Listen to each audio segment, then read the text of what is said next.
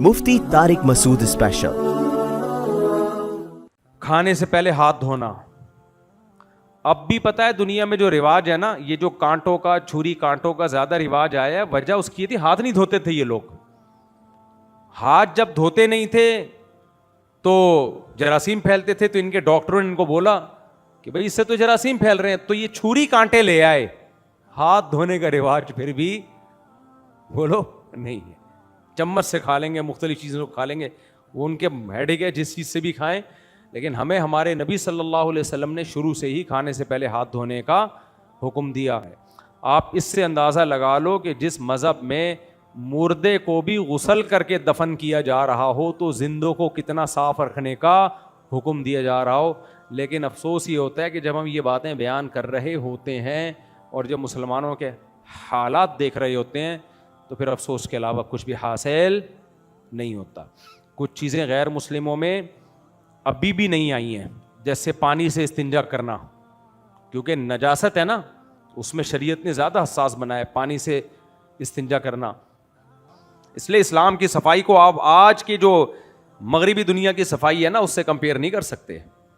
اسلام اس وقت صفائی کو کا کہہ رہا تھا جب صاف رکھنا دنیا کا مشکل ترین کام تھا اپنے آپ کو، اس وقت صفائی کا حکم دیا گیا ہے۔ اس وقت نبی صلی اللہ علیہ وسلم نے حکم دیا ہے، اذا استيقظ احدكم من منامه فلا يغمسن يده في الاناء حتى يغسلها ثلاثا۔ عرب میں نلکے تھوڑی تھے، بالٹیوں میں برتن ہوا کرتے تھے، اس میں پانی اسٹور ہوتا تھا۔ نبی نے حکم دیا کہ جب صبح اٹھو تو ڈائریکٹ برتن میں ہاتھ مت ڈالو، حالانکہ ہاتھ آپ کو صاف ستھرا نظر آ رہا ہے۔ فرمایا ان ممکن ہے سوتے ہوئے کوئی گندگی ہاتھ پہ لگ گئی ہو، اس بات کا امکان ہے نا، تو اس امکان کی بیس پہ آپ نے منع کیا کہ ڈائریکٹ پانی میں ہاتھ مت ڈالو۔ الفاظ ہے لا یغمسن، ہرگز مت ڈالو ہاتھ جب تک ہاتھ کو الگ سے دھو نہ لو، یعنی کسی برتن سے پہلے پانی لو، ہاتھ کو کم سے کم 3 دفعہ اچھی طرح سے دھو، اس کے بعد پانی میں ہاتھ ڈالو تاکہ وہ پانی خراب نہ ہو۔ حالانکہ اس کے خراب ہونے کا یقین نہیں ہے، امکان ہے، لیکن پانی کو صاف رکھنے کی یہ ہدایات اس پیغمبر صلی اللہ علیہ وسلم نے دی ہیں، جو کسی یونیورسٹی سے پڑھے ہوئے نہیں تھے، کوئی ورک شاپ نہیں، باپ کی وفات ہو گئی پیدائش سے پہلے، تو اس قوم کو یہ پانی کو صاف رکھنے کی ترغیب دے رہے ہیں۔ اس لیے حکیم اختر صاحب رحمہ اللہ کہتے تھے علوم نبوت ہی دلیل نبوت ہیں۔ نبی کی جو تعلیمات ہیں نا، وہ خود آپ کے نبی ہونے کی دلیل ہیں، یہ عام بشر کی یہ کے پاس یہ طاقت نہیں ہوتی، کیونکہ انسان یا تو کلچر سے سیکھتا ہے یا یونیورسٹیوں سے سیکھتا ہے۔ جاپانیوں نے جو اتنی تہذیب آ گئی نا، لائن میں لگے ہوتے ہیں، یہ ان کی 100 سال کی محنت ہے۔ اسکولوں میں محنت کرا کرا کے بچوں کو لائن میں لگنا ہے، لائن میں لگنا ہے، لائن میں لگنا ہے، لائن میں لگنا ہے، ہوتے ہوتے ہوتے ہوتے پھر ایک پروڈکٹ مارکیٹ میں جاپانیوں کی آئی ہے تمیز کے نا، یوں یوں مل رہے ہوتے ہیں۔ یہ ایسے ہی تھوڑی ہو گئے، پہلے ہی ایسے تھوڑی تھے۔ او بھائی کیا ہو گیا، جب سیکنڈ ورلڈ وار تھی جس میں امریکہ نے جاپان پر بم مارا تھا، پتہ ہے نا آپ سب کو، اس سے پہلے جیپنیز میں ایسی تمیز بولو نہیں تھی۔ اس سے پہلے جاپانیوں سے زیادہ بدماش قوم دنیا میں نہیں تھی۔ تو بم لگنے کے بعد پھر انہوں نے بولا لڑنا بھیڑنا معاف کرو، اللہ کا گھر صاف کرو۔ پھر انہوں نے کہا اب کیا کریں، اب کیا کریں؟ تو انہوں نے کہا اب ڈسپلن، اخلاق، ایٹیٹیوڈ، ترقی، ان سب پہ محنت کرو۔ تو اب انہوں نے پورا فوکس کس کو کیا؟ تمیز پہ فوکس کیا کہ باشعور اور با تمیز لوگ مارکیٹ میں لانے ہیں۔ ایک غلطی ان سے ہو گئی، میں بھی بتا رہا ہوں، میں بیان سے ہٹ نہ جاؤں نا، میرا ٹاپک سے نہ ہٹ جاؤں۔ خیر انہوں نے ایک بہت ہی با تمیز اسکولوں میں محنت کی، اسکولوں پہ ہی بچے آتے ہیں نا سارے، اسکولوں میں محنت کرتے کرتے بچوں کو لائن میں لگنا سکھایا، خود صفائی سکھائی۔ اور کل میں نے کسی کی ایک موٹیویشنل اسپیکر کی ویڈیو دیکھی، بہت اچھی بات کی۔ موٹیویشنل اسپیکر تو نہیں ہے وہ، لیکن اس نے بات وہ کی جو موٹیویشنل اسپیکر کو کرنی چاہیے۔ اب وہ پتہ نہیں کرتے ہیں کہ نہیں کرتے، کہ دنیا میں جن قوموں میں بھی صفائی ہوئی ہے نا، ان قوموں نے صفائی کے لیے ملازم نہیں رکھے۔ آئی بات سامنے؟ ان قوموں نے صفائی کے لیے ملازم نہیں رکھے۔ ان میں ہر شخص کو یہ شعور دیا گیا کہ کھاؤ گے اپنا برتن خود دھو گے، اپنا کمرہ خود صاف رکھو گے، اپنے کپڑے خود دھو گے۔ جب ان میں یہ شعور آ گیا تو ملک کے ملک صاف ہو گئے۔ مجھے ایک دم خیال آیا کہ گھروں میں جن خواتین میں خود شعور نہیں ہوتا نا، نیچے اب گالیاں آنے والی ہیں خواتین کی طرف سے، میں تیار ہوں آلریڈی، میرا امیون سسٹم گالیاں کھا کھا کے بوسٹ کر چکا ہے الحمدللہ۔ جن خواتین کے گھروں میں صفائی نہیں ہوتی نا، خدا کی قسم 100 ماسیاں رکھ لو، گھر صاف نہیں ملے گا آپ کو، جب تک وہ خود ان کے اندر یہ شعور نہیں ہوگا۔ ہم نے اپنے دادیوں نانیوں کو دیکھا ہے نا, جس طرح سے وہ ہر وقت لگی رہتی تھیں, کوئی چیز ادھر پڑی ہوئی ہے ادھر پڑی ہوئی ہے, اس کو فوراً ایسا اگر صاف رہتا ہے. آپ کی بیگم گھر میں صفائی خود نہیں کرتی ہے, ٹائم نہیں ہے, آپ 1 ماسی لائیں, 2 لائیں, 3 لائیں, 4 لائیں, 10 لائیں, 15 لائیں, 25 لائیں, 30 لائیں, ماسیوں کا کنٹینر لا کے گھر میں ڈال دو, گھر صاف نہیں ہوگا. اسی طرح آفس میں بہت سے لوگ رکھ لیتے ہیں ملازم, وہ آتا ہے بیچارہ, یوں کپڑا لگایا, یوں کپڑا لگایا, یوں کپڑا لگایا, یوں کپڑا, چلا گیا, صبح آیا, وہ سارا دن تھوڑی کپڑا لگاتا رہے گا, اور وہ برتنوں کو لگائے گا, آپ کو تھوڑی لگائے گا. آپ کی جو بغلوں سے بو آ رہی ہے وہ تو آتی رہے گی نا. اب وہ ہوتا ہے, ہمارے دفتر میں بھی ہو رہا ہے, وہ بیچارہ آئے گا جائے گا یوں کر چلا ہے, پھر جب بھی جا کے دیکھو چائے کا کپ یوں پڑا ہوا ہے, کوئی رکوع میں, کوئی سردے میں, کوئی گلاس قیلولہ کر رہا ہے, کوئی جو ہے کوئی کارپیٹ پہ نشان پڑا ہوا ہے. وجہ کیا ہے؟ جب تک ہر شخص صفائی ستھرائی کے معاملے میں یہ نہیں سوچے گا کہ اس جگہ کو صاف رکھنا میری ذمہ داری ہے, اس وقت تک ایک چھوٹا سا کمرہ قسم اٹھا کے کہہ سکتا ہوں صاف نہیں ہو سکتا. امپاسبل. کیونکہ ملازم 2 ٹائم آئے گا, 3 ٹائم آئے گا نا, اس کی سارا دن یہ تو کام پڑتے رہتے ہیں نا بھائی, سارا دن.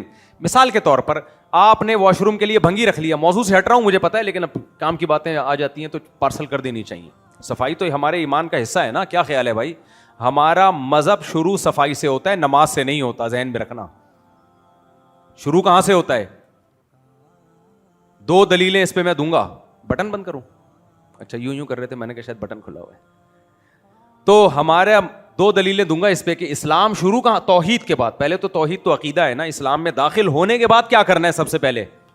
2 دلیلیں دوں گا. ایک دلیل تو یہ کہ اسلامی قانون پہ جو کتابیں لکھی گئی ہیں, 4 مشہور فقہ ہیں نا ہمارے, حنفی, مالکی, شافعی, حنبلی, انہوں نے اسلامی قوانین کو مرتب کیا ہے. پوری دنیا میں یہی ہمیشہ رائج رہے ہیں. تو ان قوانین کی کتابوں میں سب سے پہلا باب کتاب الطہارہ ہوتا ہے, صفائی ستھرائی کا اور پاکی کا باب. یعنی ان کو پتا ہے کہ جب اسلام لاؤ گے تو اسلامی قانون پڑھو گے تو سب سے پہلے تمہیں کیا سیکھنا ہے؟ بولو, طہارت. طہارت سیکھنی, پاک کیسے رہنا ہے, صاف ستھرا کیسے رہنا ہے. اور پریکٹیکلی نبی صلی اللہ علیہ وسلم کی خدمت میں جب کوئی غیر مسلم مسلمان ہوتا تھا تو جس بات کا اسے سب سے پہلے حکم دیا جاتا وہ غسل کرنے کا. کیا حکم دیا جاتا؟ غسل کرنے کا. تو عملی طور پہ بھی پہلے اس کو نہلایا دھلا کے سروس کروائی جا رہی ہے, صحیح ہے نا. اور قانون میں بھی کیا ہے سب سے پہلے, اسی طرح. اسی لیے جس کو اسلام سکھایا جائے گا نا اسے سب سے پہلے کتاب الطہارہ یعنی طہارت کے احکام سکھائے جاتے ہیں. سمجھ میں آ رہی ہے بات کہ نہیں آ رہی ہے؟ تو نبی نے تبھی تو فرمایا کہ طہارت و نصف الایمان, صفائی کیا ہے؟ طہارت. دیکھو ایک اور چیز ہے, انگلش میں لفظ استعمال ہوتا ہے نیٹ اینڈ کلین, ہوتا ہے کہ نہیں ہوتا؟ ان میں تھوڑا بہت فرق ہوگا, وہ انگریزوں سے پوچھ لیں آپ. پوری دنیا میں صفائی, اردو میں بھی یہ لفظ ہے صفائی, عربی میں 2 الگ الگ چیزیں, نظافت اور طہارت. یعنی صفائی ہیں دونوں صفائی, لیکن دونوں کے چیپٹر کو الگ الگ بیان کیا گیا ہے تاکہ دونوں کو الگ الگ طرح سے فوکس کیا جائے, گٹ بٹ نہ کر دو دونوں کو. طہارت ہوتی ہے, صفائی ہوتی ہے جو نظافت ہے من الدنس, میل کچیل سے, اس میل کچیل سے بھی صاف رہنے کا حکم دیا. اور طہارت ہوتی ہے خباثت کی ضد ہے طہارت, یعنی ناپاکی. کیا مطلب؟ دیکھو ایک تو ڈسٹ ہوتا ہے جو ہمارے ارد گرد ہوتا ہے, میل کچیل ہے, اس کے بارے میں بھی احادیث ہیں. نبی صلی اللہ علیہ وسلم نے غسل براجم کا حکم دیا, یعنی گھٹنوں کو جو میل کچیل لگ جاتا ہے رگڑنے کا, ناخن صاف کرنے کا, بغلیں صاف کرنے کا. یہ طہارت کے باب سے نہیں ہے, یہ اس کا تعلق کس سے ہے؟ ابے نظافت سے بول لو یار. نظافت یعنی کلین ہونا. نبی صلی اللہ علیہ وسلم نے فرمایا حق علی کل مسلم ان یغتسل کل اسبوع مرۃ, ہر مسلمان پر لازم ہے کہ ہفتے میں کم از کم 1 دفعہ غسل کرے, چاہے غسل فرض نہ بھی ہو پھر بھی کیا کرے؟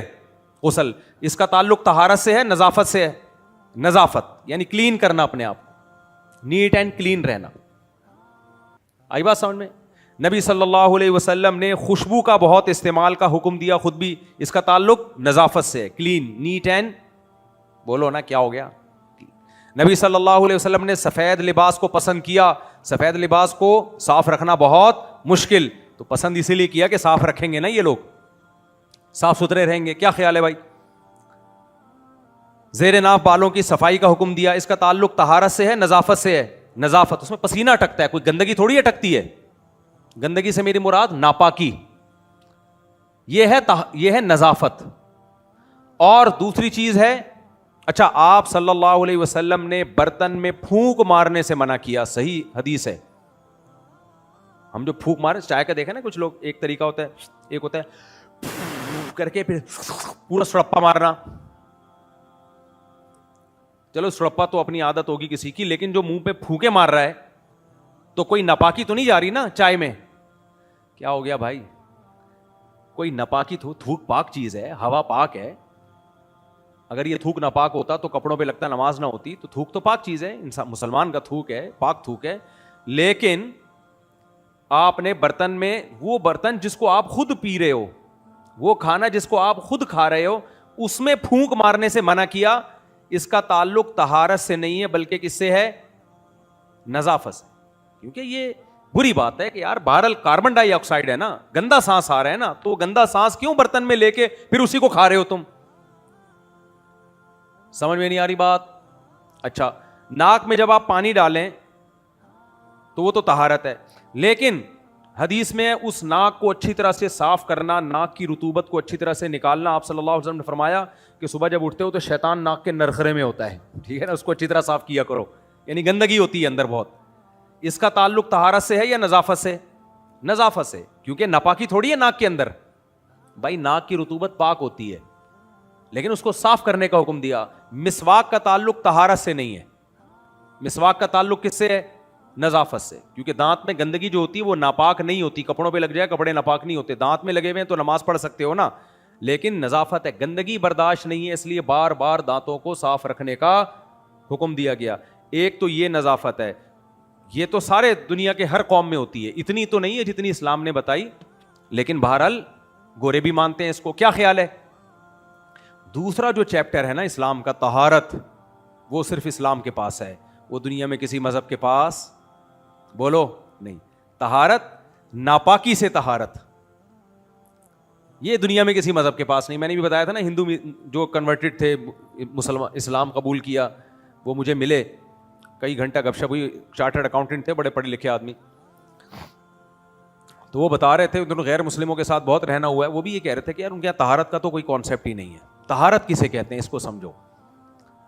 طہارت کا مطلب غلاظت سے اپنے آپ کو, گندگی جو پیشاب پخانا ہے, گوبر ہے, اس کے احکام, اس سے اپنے آپ کو بچانا. غیر مسلموں کے ہاں یہ نظافت ہی میں آتا ہے, اسلام میں اس کو الگ سے ویلیو دی گئی ہے. اس کو کیا نام دیا گیا ہے؟ طہارت. پھر طہارت کی دو قسمیں بیان کی گئی ہیں, ایک نجاست حقیقی سے طہارت اور ایک نجاست حکمی سے طہارت. تھوڑا گاڑا چیپٹر ہو گیا, آپ کہوگے پتہ نہیں کون سی کلاس لے رہا ہوں, میں آسان سے سمجھاؤں گا انشاءاللہ. نجاست, ناپاکی, جو کپڑوں پہ لگ جائے تو نماز نہیں ہوتی. دیکھو آپ کے کیچڑ لگ گیا کپڑوں پہ, شریعت اس کو بھی صاف کرنے کا حکم دیتی ہے, کیونکہ شریعت چاہتی ہے صاف ستھرے رہو, تبھی تو غسل کا حکم دیا نا. جسم میں پسینہ لگا ہوا ہے, صحابہ کرام جمعے کے دن جو غسل کیے بغیر مسجد میں آتے تھے تو پسینے کی اسمیل آتی تھی. آپ صلی اللہ علیہ وسلم نے حکم دیا کہ جمعے کے دن غسل کر کے آؤ. تو وہ پسینہ ناپاک تھا یا پاک تھا؟ پاک تھا نا. پسینے میں نماز ہوتی ہے کہ نہیں ہوتی؟ ہو جاتی ہے. لیکن اس پسینے کو دھونے کا حکم کیوں دیا جا رہا ہے؟ نجاست سے جسم کو صاف کرنے کے لیے نہیں, بلکہ دنس, میل کچیل کو جسم سے صاف کرنے کے لیے. اس میل کچیل کے ہوتے ہوئے بھی نماز ہو جائے گی. آئی بات سمجھ میں کہ نہیں آئی ہے؟ لیکن کچھ گندگیاں ایسی ہوتی ہیں جس کو شریعت نے نجاست کا نام دیا ہے. پسینہ دنس میں آتا ہے, نجاست میں نہیں آتا. عربی میں دنس کہتے ہیں میل کچیل کو. پسینہ کس میں آتا ہے؟ رجسن کا لفظ سنا ہوگا نا آپ نے, نجس. نجس عربی میں بھی استعمال ہوتا ہے, اردو میں بھی کہتے ہیں نجس چیز ہے. پلید, جس کو اردو میں کیا کہتے ہیں؟ پلید. تو پلیدی کیا ہے؟ یہ جو پخانے شخانے, اللہ معاف فرمائے, جن کو بولتے ہوئے بھی آدمی کو گھن آ رہی ہوتی ہے, پیشاب ہو گیا, یہ سب چیزیں پلید ہیں. تو اسلام نے ہمیں احکام کیا دیے کہ پلید چیزوں کے احکام زیادہ سخت لگا دیے. پسینہ سے بدبو آ رہی ہے, نہا کے آؤ. پیاز کی بدبو ہے, مسجد میں مت آؤ. دانتوں کو صاف رکھو, لیکن نماز ہو جائے گی اگر پسینے میں بھی ہو آپ. لیکن اس سے اوپر کی جو گندگیاں تھیں جن کو نجاست کہا جاتا ہے, گوبر ہے, پیشاب ہے, مزی ہے, منی ہے, حیض و نفاس کا خون ہے یا ویسے ہی خون ہے, اس میں شریعت نے اتنے ٹف احکام دے دیے کہ یہ اگر کپڑوں یا جسم پہ لگے ہوں تو آپ کی نماز نہیں ہوتی. اور ان میں ہمیں آزادی نہیں دی ہے, جیسے چاہو ان کو حکم دیا کم سے کم 3 دفعہ رگڑ کے دھونا ہے وغیرہ وغیرہ جو آپ علماء سے سنتے رہتے ہیں. تو یہ ہے نجاست حقیقی. تبھی دیکھو جن کو لڑکے بالغ ہوتے ہیں, نائٹ فال ہو گیا تو شلواریں پکڑ پکڑ کے دھو رہے ہوتے ہیں. کیوں؟ ان کو پتا ہے بھائی نماز نہیں ہوگی. یہی ڈر ہوتا ہے نا. انگریز نہیں دھوتے, انگریز نہیں دھوتے. ایک میں نے کتاب پڑھی جس میں 100 غیر مسلم جو مسلمان ہوئے تھے ان کی آپ بیتی تھی. اس میں ایک ڈرائی کلینر تھا, کسی مسلم کنٹری میں آیا ہوگا, غیر مسلم تھا یا کسی غیر مسلم کنٹری میں رہتا ہوگا. اس نے بتایا میں صرف اس بیس پہ مسلمان ہوا کہ میرے پاس جو میلے کپڑے آتے تھے نا, غیر مسلموں کے آتے تھے, مرد اور عورتوں کے, ان میں خون کے دھبے حیض و نفاس کے, ان میں جو یہ جو نائٹ فال ہو جاتا ہے تو منی کے نشانات اور یہ سب. مسلمانوں کے کپڑے کبھی ایسے میرے پاس نہیں آئے. نہیں آئی میرا خیال ہے بات. کیوں؟ وجہ کیا ہے؟ یہ پرانی بات ہے. اب تو مسلمان بھی ماشاءاللہ گندگی میں الحمدللہ انہوں نے ریکارڈ قائم کیے. گندے ہی ہوتے جا رہے ہیں. جتنے جتنے مسلمان مذہب سے دور رہ رہے ہیں تو اوپر سے تو بڑا صاف ہوتا جا رہا ہے, دیکھنے میں بڑا نیٹ کلین, اندر سے گندا ہوتا جا رہا ہے. ورنہ ہمیں یاد ہے پہلے تو اس کا تصور نہیں تھا. نائٹ فال ہو جائے تو بھائی وہ اپنی پینٹ شلوار خود دھو رہے ہوتے تھے کہ یار یہ غلاظت ہے, یہ واشنگ مشین میں کپڑے دھلیں گے سارے کپڑے ناپاک ہو جائیں گے نا اس کے ساتھ, اور پھر نماز بھی پڑھنی ہے تو اس کے لیے تو پاک کرنا ضروری ہے. تو شریعت نے اس میں سختی زیادہ اس لیے کر دی کہ وہ زیادہ گندی چیز ہے, اس کے بغیر نماز نہیں ہوگی. حیض و نفاس کے خون ہوتے ہیں وہ صاف کرنا ضروری. نبی صلی اللہ علیہ وسلم نے خواتین کو حکم دیا کہ کہیں خون کا نشان پڑ جائے تو اس کو رگڑو, رگڑ کے دھو اس کو. اور پھر دوسری نجاست ہے نجاست حکمی. کچھ نجاستیں دیکھنے میں نظر نہیں آتی لیکن انسان گندا ہو جاتا ہے. جیسے غسل فرض ہو جائے, احتلام ہو گیا یا زوجہ کے قریب چلا گیا, غیر مسلموں میں اس کے بعد غسل کا رواج نہیں ہے. ہمیں لوگ بتاتے ہیں جو وہاں مغربی ملکوں میں دوست ہیں, وہ کہتے ہیں کہ انگریز تو صبح اٹھیں گے ایسے ہی آفس چلے جائیں گے. تو کیسے گندگی ہے یار. اب یہ گندگی دکھائی نہیں جا سکتی, تبھی تو دیکھو مذہب کی ضرورت ہے نا. ہر چیز عقل سے ثابت نہیں ہوتی. عقل سے تو آپ وہ کہو گے کیا ہو گیا, گندا کہاں سے ہو گیا, لیکن طبیعت انسان کی غسل کے بغیر سکون میں نہیں آتا انسان کو. اس کو اپنے گندا ہونے کا احساس ہوتا ہے. اس لیے اسلام نے حکم دیا جب تک غسل نہیں کرو گے آپ نماز نہیں پڑھ سکتے. اور فجر کی نماز کو فرض کر دیا, غسل کرنا ہی پڑے گا آپ کو. مسلمان جنابت کی حالت میں زیادہ دیر ناپاک نہیں رہ سکتا. تو یہ نجاست حکمی ہے, یعنی دیکھنے میں نظر نہیں آ رہی, یہ فرضی چیز ہے, محسوس ہوتی ہے. یہ اب بہت سی چیزیں عقل سے سمجھائی نہیں جا سکتی لیکن ہوتی ہیں محسوس. دیکھو ایک آسان مثال دوں, بہن سے نکاح ہر مذہب میں حرام ہے یا نہیں ہے؟ ہر قوم میں حرام ہے یا نہیں ہے؟ کیوں؟ ذرا سی بھی غیرت ہو نا, انسان اس تصور سے شرم سے زمین میں گڑ جائے. لیکن عقل سے ثابت کر سکتے ہو کہ یہ بری چیز ہے؟ کوئی بغیرت آدمی اپنی بہن سے نکاح کر رہا ہو, ہم اس کو بغیرت تو کہیں گے, وہ کہے گا بغیرت کیوں کہہ رہے ہو مجھے, بغیرتی کیا ہوتی ہے؟ ہم کہیں گے یہی بغیرتی ہوتی ہے. کہتا ثابت کرو یہ کیسی بغیرتی ہے, عورت ہے نا.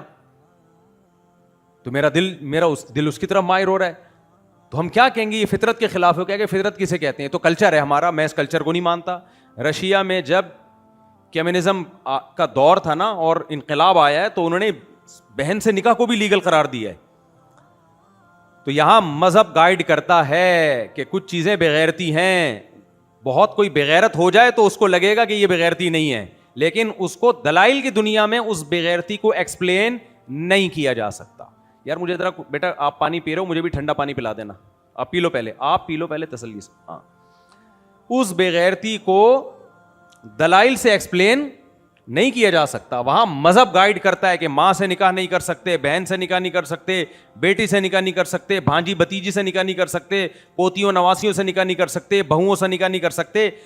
جو بہت سے دنیا میں مجھے یاد ہے غیر مسلم مسلمان ہوئے تھے, ہمارے بچپن کی بات ہے, اس نے اپنی خالہ سے نکاح کیا ہوا تھا, سگی خالہ سے, بچے بھی تھے. تو تو اب وہ جہاں بھی گئے مسلمان اسکالرز نے ان کو کہا کہ بھائی آپ کا یہ نکاح ختم ہو جائے گا, جیسے ہی آپ اسلام قبول کریں گے یہ آپ کو علیحدگی اختیار کرنی پڑے گی. وہ کہہ رہے یار میں, میری بیوی ہے, میرے بچے ہیں, میں کیسے چھوڑ دوں.